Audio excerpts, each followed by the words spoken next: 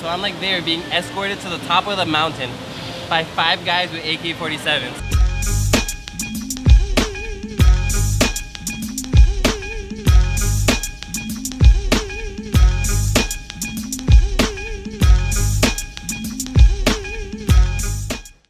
What's up, guys? Welcome to this exciting episode of the Blue Collar Boardroom with one of my favorite people in the world, Ben Kunzle. What's going on, guys? He is a RRCA sponsored Jiu Jitsu athlete, and he's a new breed of roofing sales rep. Inside this podcast, you're going to find out how this man is the most positive man. He's faced some of the most enduring circumstances out of anyone I've ever seen, and he's going to give you some tips. No matter what you're going through, it's going to help you in life.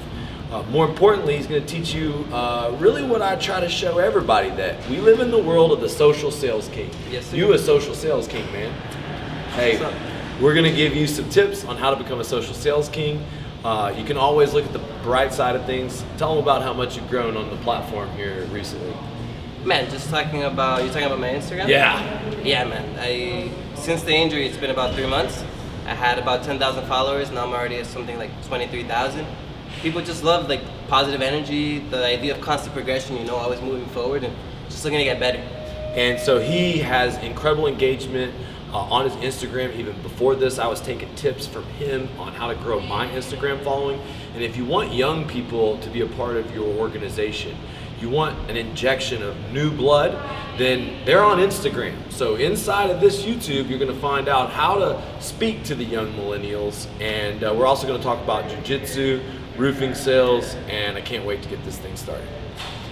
All right, first and foremost, Ben, tell us a little bit about your story.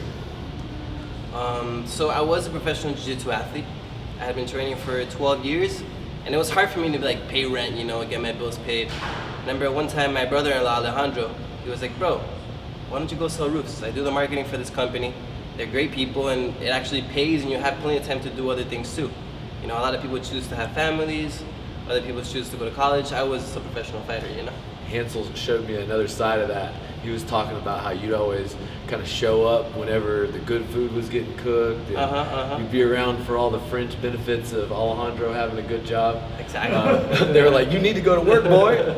Yeah, man. But it's nice, bro. I liked working in the industry because it's not a full-time job, You get what you put into it, right?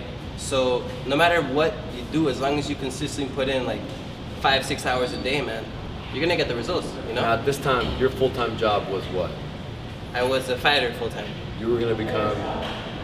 my goal was to be a world champion, right? I was getting ready for the world championship. And that's what it's all about, guys. We're all in a fight for our American dream. We help you fight for your American dream. This man has been in a fight to prove himself on the mats. When did you start Jiu Jitsu? How long ago? I started when I was 11. I'm 23 now, so about 12 years ago, 12 and a half. Nice. So how's that weave into your personal story and growth? Well, in Jiu-Jitsu, you start, at first everybody's a white belt, right? So at first, everybody sucks and you're supposed to suck. But over time, you realize that if you just do it every day, you put the work in every day, eventually you become a really tough, competitive guy. Eventually you become a black belt. Eventually you could be the best in the world, right? And if you apply that concept into anything, the concept of, like I said earlier, just constant developing and always looking for a way to get better, you're gonna improve and your life's gonna get better in any way, right? Whether it be roofing, door-to-door salesman. We were talking earlier with Lee, right? Because Lee does jiu-jitsu, and before I got hurt, I used to teach Lee jiu-jitsu. And Lee's the type of guy, when it comes to jiu-jitsu, he likes to get it, he understands the move, and he moves past it. And I was telling him, no, bro, think about when you're training a new sales rep in door-to-door sales, right?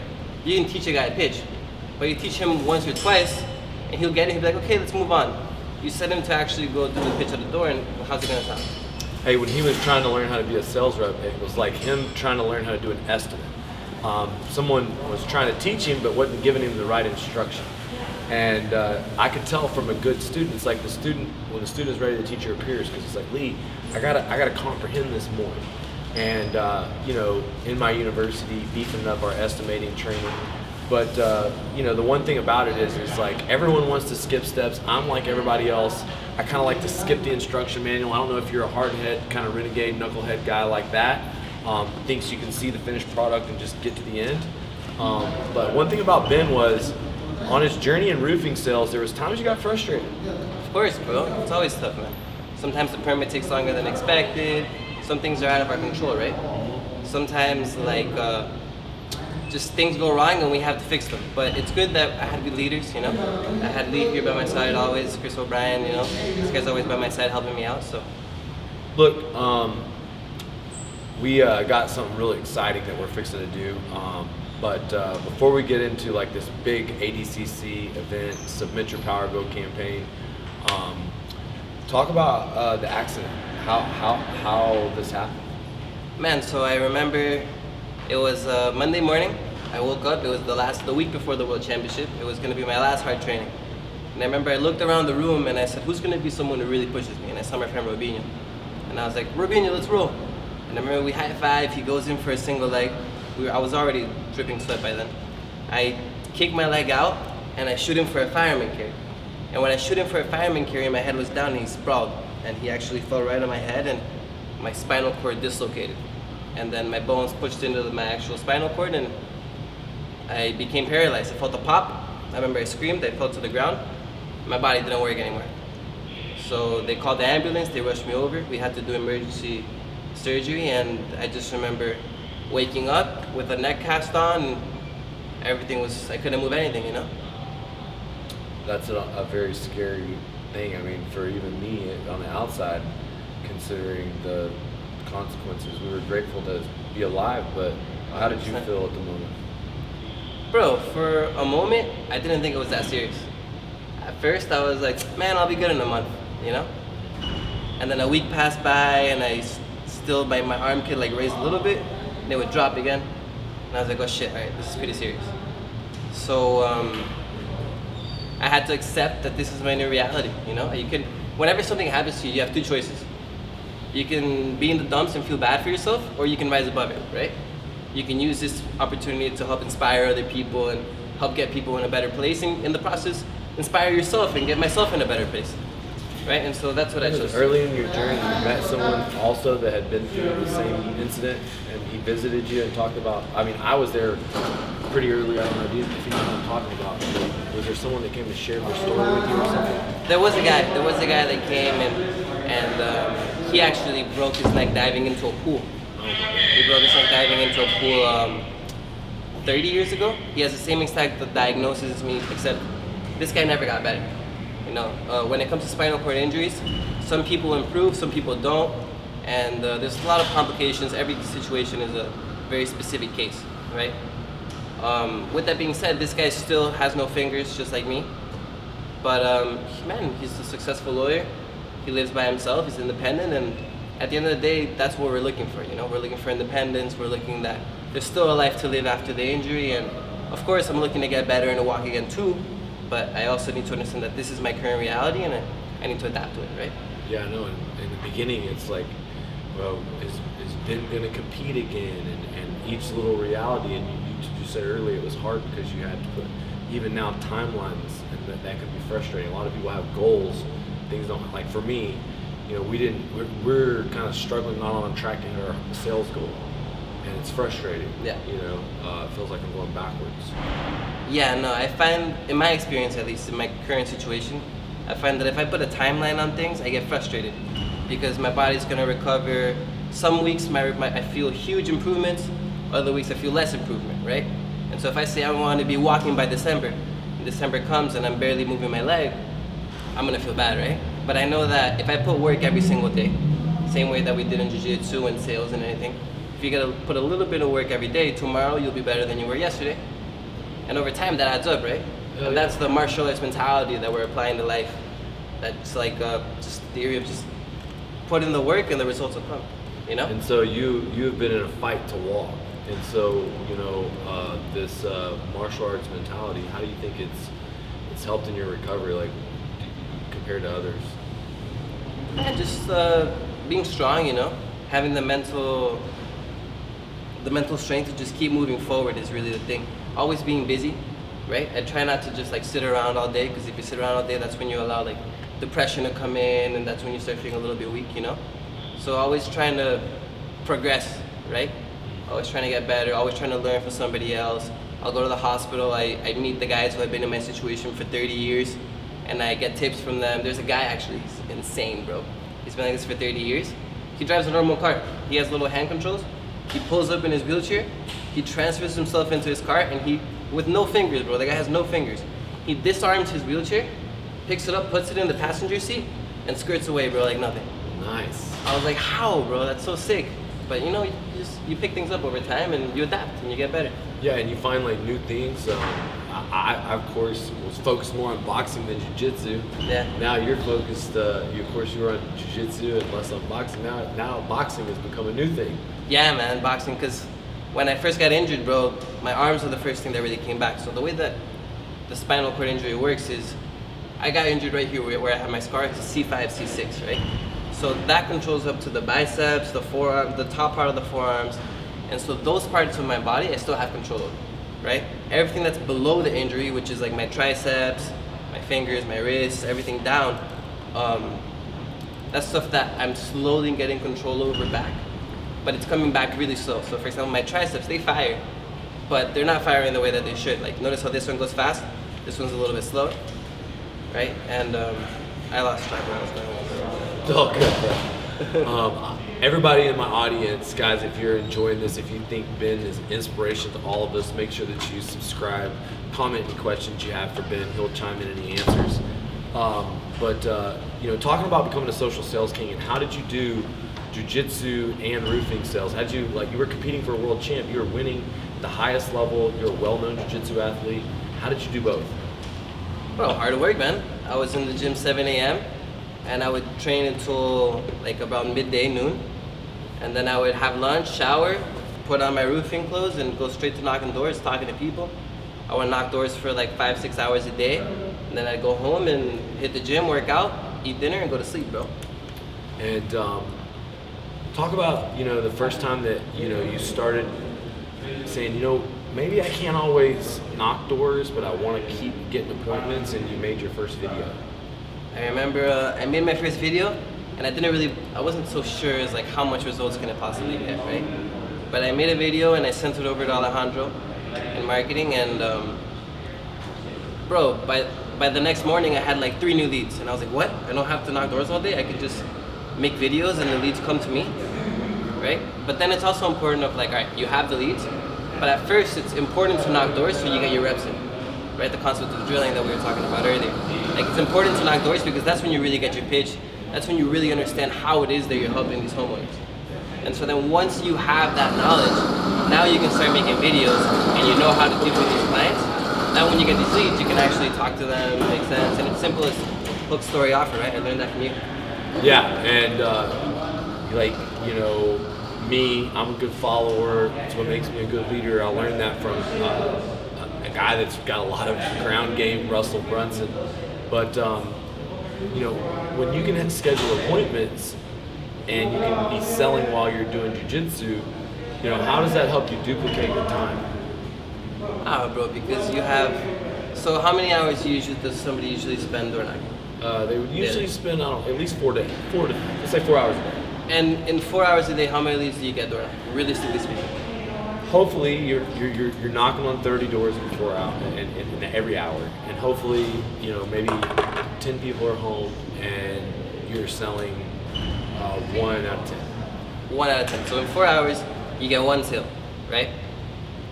Now think about this. You run an ad, somebody who's already interested in what it is that you have to offer is clicking the ad, they're responding, and they're expecting an expert or a professional to show up to their house, they're ready to be sold. So in the 15 minutes that it takes us to do an ad, we're getting 3 leads in the matter of overnight. You're saving how much time door knocking, you know, it's insane. And so whenever they see you on video and then you show up, how does that? You've already built your rapport. You know, they've seen your face before. In the ad, it says like roofing expert or solar expert or whatever. You know, It gives you some credibility, even though you're brand new. It gives you credibility. So by the time you show up to the person's house, they think they are in essence talking to a professional, you know, but they think they're talking to an expert. A celebrity. Almost, yeah. And it just makes it that much easier, man. They're more receptive to what you have to offer. Instead of like you knock on and they're like, get off my lawn, you salesman. Totally different. Like with Cosmo, you have to box. Yeah, we gotta sit Cosmo down in a wheelchair. Cosmo would do it. Knock me out. Right here. All right, the diva. Someone's got to get the door for him. That means that you can drive it down. Oh, but we can't move it? No. We're about to do it. Just kidding. We gotta go to the... So, the only thing I told her to tell you too is when you go all the way back, try not to terminate. You know, sometimes you go back and go, you kind of pull it in tight. When you go all the way back, try not to go all the way back because right now the resistor is making it trip. I've got a new harness already ordered. So you can go all the way back. It completely works. Lift them straight up. Grab my knees like behind the knees. Lift me up. Back down? Nope. Now over. Lift tall with your hands. Yeah, there you go. Up over the headrest. Now let's hit the joystick. Boom. Nice. And then put the legs down. Put the arms. That's what I thought. Put your legs down. Did Siri just give us that that's what she said, Joe? Help posture me up, bro. Program that, but that's a good one. Put your legs down. That's what I thought. That's a good one. All right, man. I'll see you. All right, thanks, bro.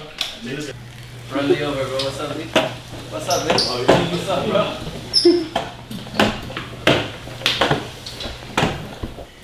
Run this guy over, bro. What's up, bro? What's up, bro? What's up, bro? Yeah, you know what we should do though? We should get a string or like a rope and tie it to the back, and I can pull your arm ball harder. Yeah, that would be fucking dope. Be careful with the cars, bro. Alright. Ready? Just be careful with this car, bro.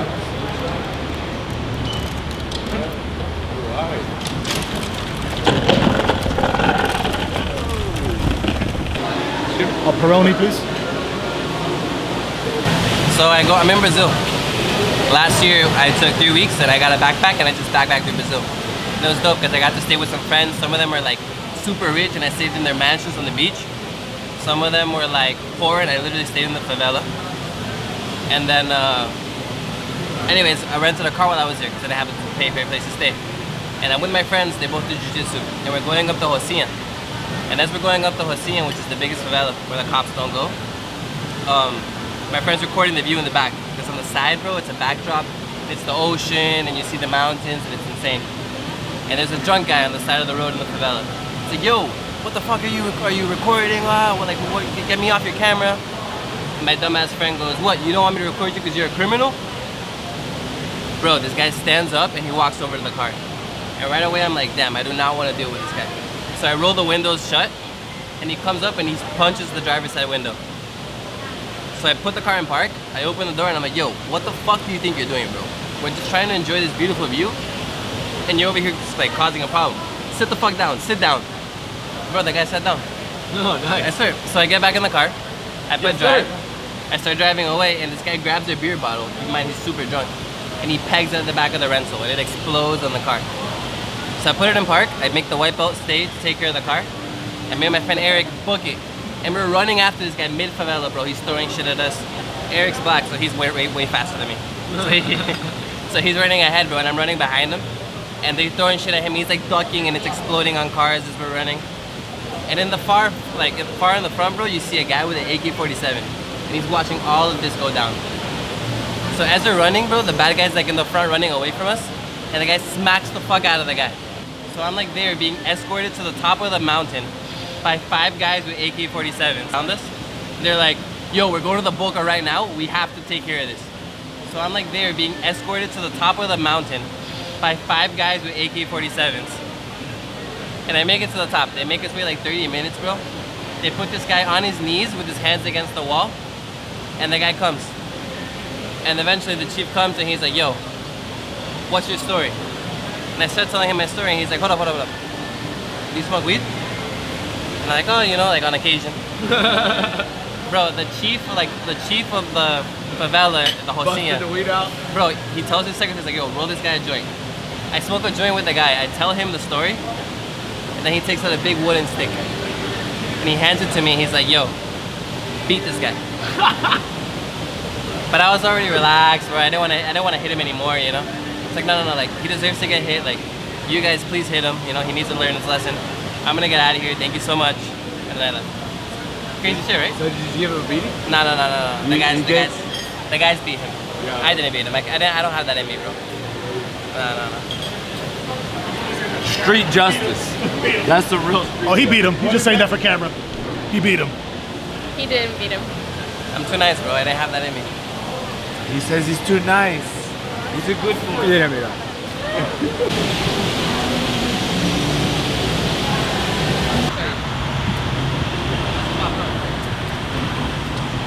You tired of overpaying for electricity? I know most people are. That's why they send their fuck it. That was ready. Shit, that was some good food, huh? Good, bro. Hey, we were getting a little hangry there. Yeah. You don't want to see Lee when he's angry, bro. Hey, them safety meetings will get you all worked up. We just got done discussing our game plan for ADCC. What's ADCC for all the people that don't know? So for those of you who don't know, ADCC is pretty much like the Olympics of Jiu Jitsu. It's where the baddest of the baddest from all around the world come together to see who the big daddy is. Oh shit! Yeah. So you made a decision to pack up your bags and go to ADCC. What made you do that? Bro, it's always been a dream of mine to go, and I have like 8 or 9 teammates that are gonna be out there fighting, and man, I'm just gonna go support my team. You know, I'm excited. Hell yeah, guys. And so we actually have had a mission from the beginning of working with Ben. I've seen that jiu-jitsu athletes, guys that fight, that train, there's a hungry group out there. And, you know, I've been wanting to kind of help people take the same path that you've taken. More importantly, now going out to Las Vegas, there's going to be, how many people from ADCC you think own a home? A lot, bro. There's all these people who are going to ADCC, people who have money and who love the sport and who are willing to spend it. Obviously, because you're spending $1,000 to go watch the best guys fight in the world, you know? Hell yeah, man. And so if you want to grow your business in any form or fashion, dude, it's people don't know who you are or what you offer. This man has a platform. He's got 20,000 followers on Instagram. We live in an influencer economy, and more importantly, if our mission is to help people, if it's a win-win for the athletes, if it's a win-win for the homeowners that are watching in the audience, then everybody wins, right? Of course, bro. Like, why would you keep spending double what you should be spending if you could just save half and use that to put your kid through college or go to the next ADCC, you feel me? Hey, a lot of business owners out there spending money at the bar. Some of the roofing companies might go to Vegas, drop it on roulette. They might go to the strip club. Me, I like investing into events, into brands. There was a big expense to sponsor this. Our name's gonna be on the mat. It's gonna say, "We fight for your American dream." We're gonna be submitting your power bill, submityourpowerbill.com. And one of the cool things about it is that Ben's going to be a spokesperson. And what I decided to do was, you know, incorporate the influencer and, you know, your background in solar. I mean, why do you like selling solar to homeowners? Bro, because the whole idea is to help people, right? But if you can help people make money and save that money at the same time, it's like a triple whammy, you feel me? Yeah, dude, solar makes sense. And the cool thing is it's expensive. There's a lot of different like free money available for people to get it paid for. So it's would you consider it like getting your first sell? I know it's hard for a lot of people. Yeah. Can you kind of walk me through what it took to get your first solar sell? Bro, honestly, the first solar sale that I ever got was a guy. He called me over because his insurance company was going to drop him. He responded to one of our Facebook ads, and I pulled up, and he had perfect roof. It was 20 years old, but it was in great condition. But if he didn't change it, he was going to get dropped by his insurance. So I was like, bro, he was super worried. He's like, oh, maybe we can file a claim. I was like, bro, chill. I got the solution. I'm going to save you money on electricity. I'm going to get you a new roof, and like 30% of it is going to be paid by the government itself. It's crazy, you know? Best part about it was the money that you saved him in solar paid for that roof. Exactly. Even though there was 30% back, that's the best offer out there. Get a free roof without an insurance claim by going green, and that's what we're going to be offering at ADCC. It's funny that you say that. Yeah. More importantly, we got something cool. We're going to do $100 per power bill. It's a way that they can donate directly to your cause, and all they have to do is just submit a power bill. And so if you are a jiu-jitsu athlete, you're going to be at ADCC, then you make sure that you want to, come out there and support the cause, because what we're looking to do is also raffle off some free training. I know Muhammad Ali, he's also a student of Sky Diamonds, a friend of ours. Yeah. He said that he'd be down to give some free training. That's awesome. You still passionate about teaching jiu-jitsu. I mean, I tell you what do you think would be one of the biggest wins for the people in the audience? In terms of, what do you mean? Like getting training from some of these guys out there? But I mean, training with a guy like Muhammad Ali, or world champion, ADCC veteran, that's a huge deal. And not to mention the fact that you're going to be saving thousands of dollars on electricity every year. Yeah, so guys, if you're a contractor or salesperson, find ways that, you know, we've sponsored different MMA events locally, whether it's the local town fair. You got to be where people are at. And, you know, it doesn't matter if it's like coffee and cars and you're out there with your sports car. The riches are in the niches, and jiu-jitsu people stick with jiu-jitsu people, right? Yeah. And so, you know, how many people do you think we get? How many power bills do you think we get? What's the goal? What's the goal? What would be a successful campaign in your mind? Bro, we get like Let's see, there's gonna 5,000, 10,000. Oh, you know, we I'm got being big legit, bro. goals. There's gonna be a lot of people there. be- Okay, so if there's 20,000 people, you think there's going to be 20,000 people? Or is the thing Something like that, man. 10 I believe it's sold out already. 10 to 20,000 people, and let's say maybe half of those people, 20% of those people are homeowners. So, you know, we get half of those. Really, realistically speaking, bro, by submitting your power bill, all they're doing is they're saying, I'm interested in seeing how much money I can save, right? They're not buying anything. They're simply saying, all right, bro, like, you guys clearly have something of value to offer. Let me see how much value you guys actually have to see if it makes sense for me. And then you guys give us the power bill, we show you your presentation, and it's gonna be a no-brainer for you to switch, you know? And if it doesn't switch, if it doesn't make sense, we let you know too, you know? We don't wanna sell you something that's not gonna help you. Yeah, he's going to be on the ADCC floor interviewing athletes, but probably talking to people about their solar deals too. Of course. You know, watching this, you have to think like, you know, Ben, he's had full time on your recovery. How much time are you spending in your rehabilitation? I'm spending about between 3 and 5, 6 hours a day. And, you know, we were just talking about the chair that you were wanting, and it was actually more than most cars. And Yeah, there's a chair that actually helps you stand up. So let's say I'm in a crowd, I could stand up and I could be, I'm 6'1", so I can see above most people. But the only issue is that the chair is $72,000. yeah, so you now have goals. Yeah, I got goals. Need a lot of power bills. Exactly. Help people save a lot of money. So, Ben, tell me, like, guys that are, you know, salespeople, and they're making up all these excuses, even with all this time training, you even came across some opportunities. Talk about that one deal that happened. Yeah, man, I've actually sold a couple of roofs since I broke my neck, and I sold a huge solar bill for a small farm in Davie. It was a deal that I had been working on for months. The guy told me he needed some months to think, and I left the hospital and he gave me a call. He was like, hey man, you know, I've thought about it and I'm ready to make the transition to solar. So I pulled up to his house, you know, we did a Zoom with Daniel Dieb. He's the head of solar with us, and he helped me close the deal. We sold a huge deal. I believe it was $120,000 deal, if I'm not mistaken, maybe more. $120,000 deal is a big deal, man. There you go. And you know, the thing is like, you know, he's out here working hard on his rehabilitation. This is just kind of like good karma that's been put into the market. I always say that, like, money, it's not the root of all evil. It's almost a spiritual concept. And as much as blood, sweat, and tears as you put into your book of business, you deserve that. You know what I Thank mean? you, bro. Do you feel like any lessons about karma and jiu-jitsu that apply to business? I mean, it's kind of, it all goes back to just grind, bro, you know? You grind eventually, especially when it comes to sales, you build your book of business, you know? Over time, even like me, I was out for months because I haven't been able to door knock because I can't even go up steps in the front door, but I've worked so hard in the previous months that the funnel just keeps bringing me deals, you know? I'm just lucky, you know? But at the end of the day, it all goes back to working hard consistently every day.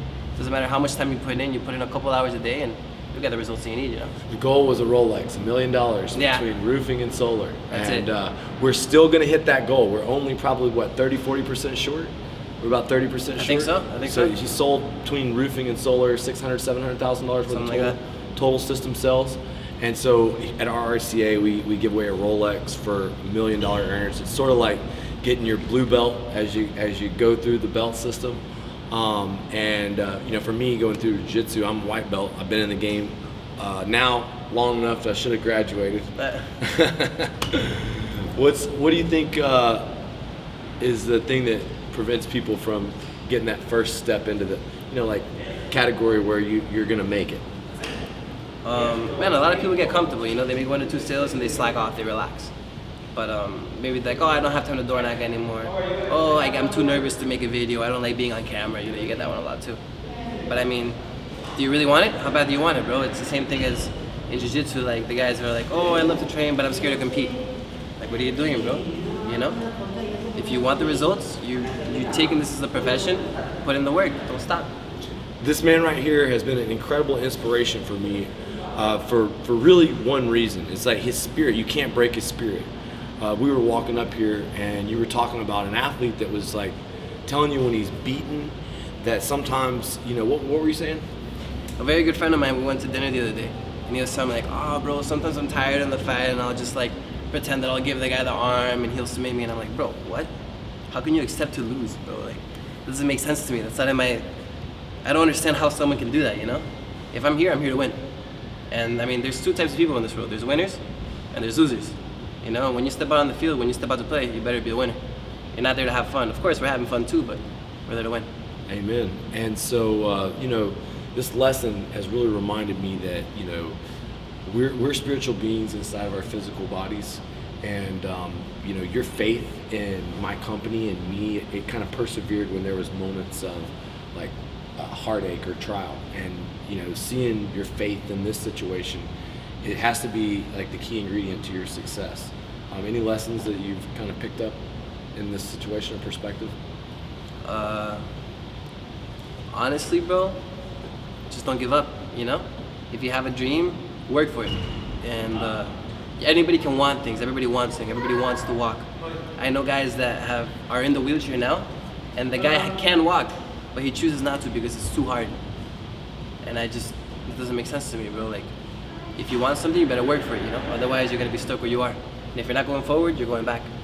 Look, you got to take that mentality of never being defeated to whatever is your obstacle in life. And, you know, this man has a future to inspire people in all different realms. And the jiu-jitsu community's gotten behind him in a way I've never seen. You know, I don't know how many different people have helped his cause, but thousands of people now. And, you know, RRCA and the roofing community are a very, very small part of that effort. And, you know, what I just want you to know is that you can be a part of that effort too. We're going to put a link to his GoFundMe, and of course, it's going to be a long road to fight, but he will never be defeated, and all the resources you use will be used to help him live the life of a champion, because basically before this event, he was on track to be a roofing champion, a champion in jiu-jitsu, and he's still a champion. But, you know, the truth is that whatever circumstance you're given, you don't lose as long as you don't accept defeat. And, you know, the one thing about it is that this is only the beginning, because it's only been, you know, how long since the injury? It's been 3 months. It's only 3 months and a week now. 3 months and a week. And so many people that you see in your same injuries, what are their conditions? What were their conditions 3 months and a year? A lot of the guys were still in the hospital 3 months in, honestly. I meet a lot of guys, I'll be in the paraplegic gym working out, and like, man, how long you been hurt for? Like a year and a half, too? I'm like, nah, bro, it's been 3 weeks, 3 months. I got out of the hospital 2 months ago, you know? And a lot of these people, man, they get complacent, you know? Yeah. I'm gonna tell you, man, I've been complacent, and you know, it's about relationships over revenue.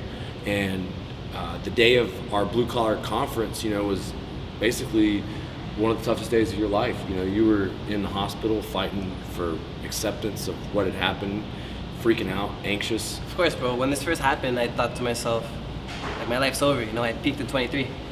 I remember it was 3 weeks into the injury, and they gave me this wheelchair, and I went outside and I saw my first sunset. And I started crying. And I looked at Mom and I was like, Mom, that's it. My life is over. And then that's when I realized that, I'm gonna compare this to Jiu-Jitsu a little bit. You know, in Jiu-Jitsu, whenever you get your new belt, you have to pass through the gauntlet, right? And what does the gauntlet represent? You take your gi off and everybody whips you as hard as you can. And it represents all the hard work and all the perseverance that you had to go through in order to level up, right? And you can pass through the gauntlet 2 ways. I have a friend, I'm not gonna name any names. If you guys are at Fight Sports, when I got my brown belt, you guys will know. He went through the gauntlet and he curled up in a ball and everybody hit him because he went in like a little chicken, right? But if you go in like a man, chest up, and you endure the pain, when you come out, you're gonna be that much better, you know? So right now I think about this, like, I'm going through the gauntlet. And I could sit here and feel bad for myself, or I could rise above it and be an example for others, you know? And that's what we're going for. And yeah, you know, that's the message. Yeah, so jiu-jitsu is like a gang. We jump you in, we jump you out. No matter what happens, you're set for life because you're comfortable for whatever the fuck. All the beatings. And that's what life's about. Being happy during the beatings. That's it. What an incredible lesson. Man, awesome podcast. If you are watching this and you want to join us on ADCC journey, type in ADCC. We actually have 11 tickets, a skybox, access to the after party. We're going to have a booth. We're going to be selling solar and recruiting jiu-jitsu athletes. So can't wait to see you. It's Vegas, September, 15th through 17th? I believe it's the 17th and 18th. If I'm not Okay. mistaken. Don't have the dates right, but you got to follow this man's journey. Support his cause. Roofing community, entrepreneur community. This man is going to be on a stage inspiring people for the rest of his life. And I'm honored to know you, buddy. Very inspiring. Thank you, bro. Follow me on Instagram. It's Ben Kunzle. I'll be giving out a free entrance to ADCC and the VIP access to the party as well.